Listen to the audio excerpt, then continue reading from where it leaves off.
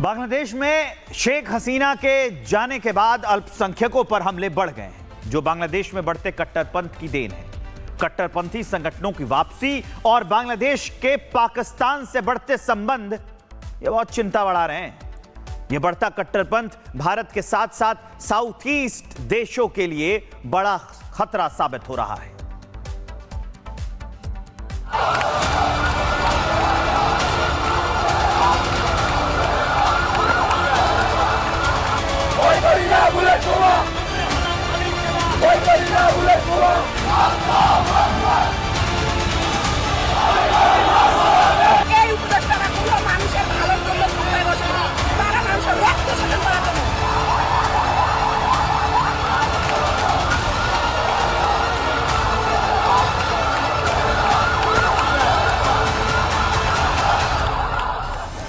बांग्लादेश में ये ताजा हिंसा लगातार बढ़ते कट्टरपंथ की निशानी है।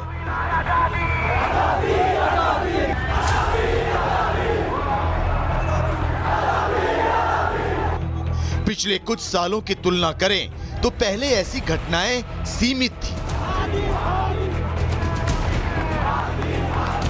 लेकिन सत्ता बदलते ही बांग्लादेश में हमले बढ़े, धमकियां बढ़ी, धार्मिक हिंसा बढ़ी और हिंसा में यह बढ़ोतरी कोई सामान्य विरोध नहीं बल्कि एक सोची समझी कट्टर सोच का असर है। इस कट्टरपंथ के पनपने की कहानी अगस्त 2024 में शुरू हुई। 5 अगस्त 2024 में बांग्लादेश में तख्ता पलट हुआ।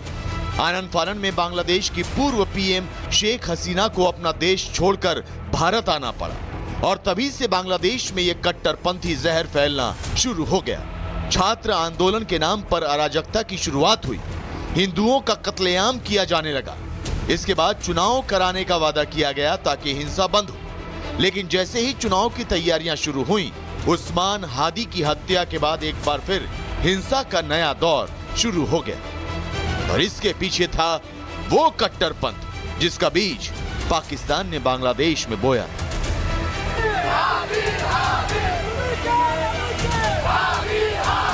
हिंसा की आग में धधकता ये बांग्लादेश ऐसा नहीं था। शेख हसीना के काल में यहाँ शांति थी। वजह थी हसीना का कट्टरपंथियों के खिलाफ कड़ा रवैया। हसीना सरकार के समय कट्टरपंथी संगठनों पर रोक थी, पुलिस और सुरक्षा एजेंसियां सख्त थी, लेकिन धर्म के आड़ में हिंसा फैलाने वाले कट्टरपंथी संगठनों को ये रास नहीं आया और साजिश करके बांग्लादेश में तख्ता पलट कर दिया गया।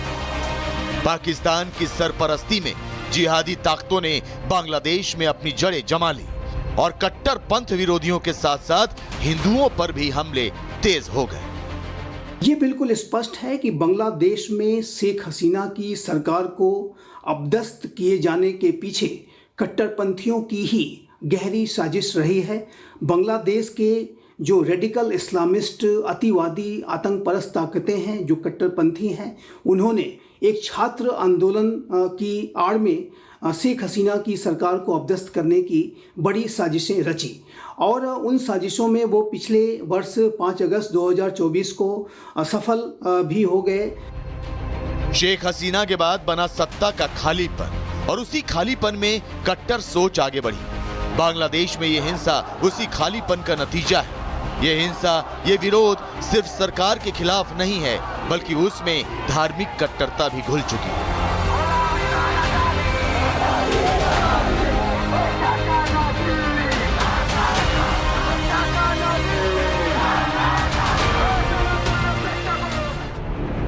शेख हसीना सरकार के हटने के बाद इन कट्टरपंथियों में कानून का खौफ कम हो गया। शेख हसीना सरकार में कमजोर पड़ चुका कट्टरपंथी नेटवर्क फिर से एक्टिव हो गया। बांग्लादेश में जमातुल मुजाहिदीन बांग्लादेश, अंसारुल्लाह बांग्ला टीम और हिजबुत तहरीर जैसे कट्टरपंथी संगठन फिर से सक्रिय हो गए और इनका साथ दिया पाकिस्तान के लश्कर तैयबा और जैशे मोहम्मद जैसे आतंकी संगठनों ने। और इसकी तस्दीक करती हैं ये तस्वीर।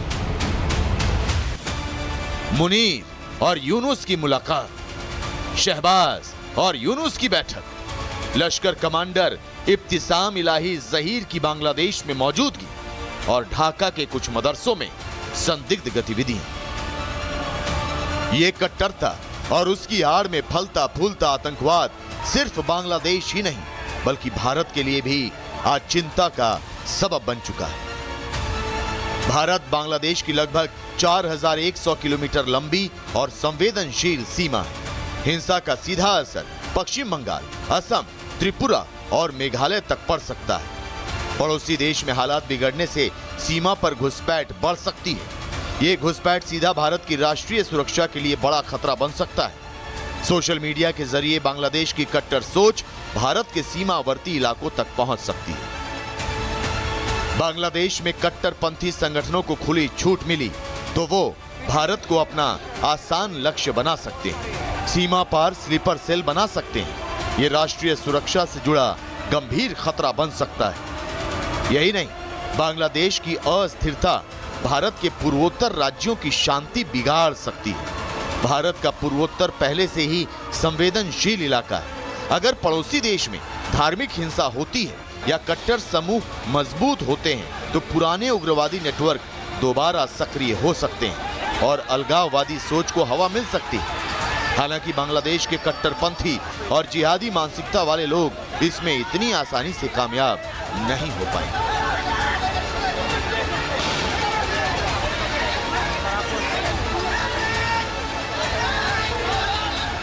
कि वो लोग नोटिस को लेकर वो लोग नोटिस को बांग्लादेश बनाएगा। तो हम कहना चाहते हैं कि बांग्लादेश भाइयों और बहनों, हम लोग को फोर्स मत कीजिए।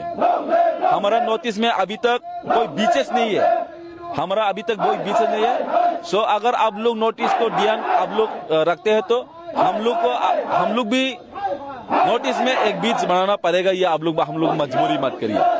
हम लोग वो बीच का नाम रखेगा ग्रेटर टिप्रालैंड बीच नाम रखेगा। हम लोग आने वाले दिनों में आज नहीं तो कल नहीं तो कभी ना कभी तो हो जाएगा।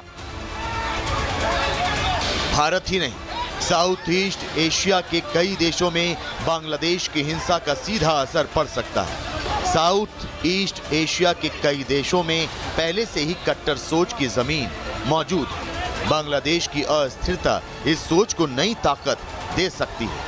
कट्टर संगठन अक्सर अकेले नहीं चलते, आपस में संपर्क रखते हैं।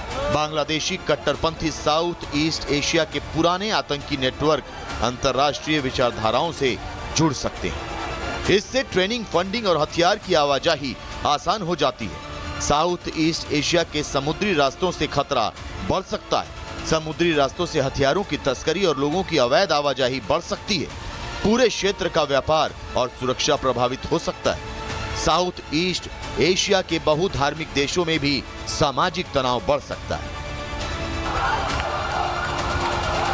साफ है, बांग्लादेश में बढ़ता कट्टरपंथ भारत और दक्षिण पूर्व एशिया के लिए एक चेन रिएक्शन की तरह काम करेगा। इसीलिए यह कहना गलत नहीं होगा कि बांग्लादेश में बढ़ता कट्टरपंथ पड़ोसी देश की समस्या नहीं बल्कि अपनी सुरक्षा की चुनौती भी है।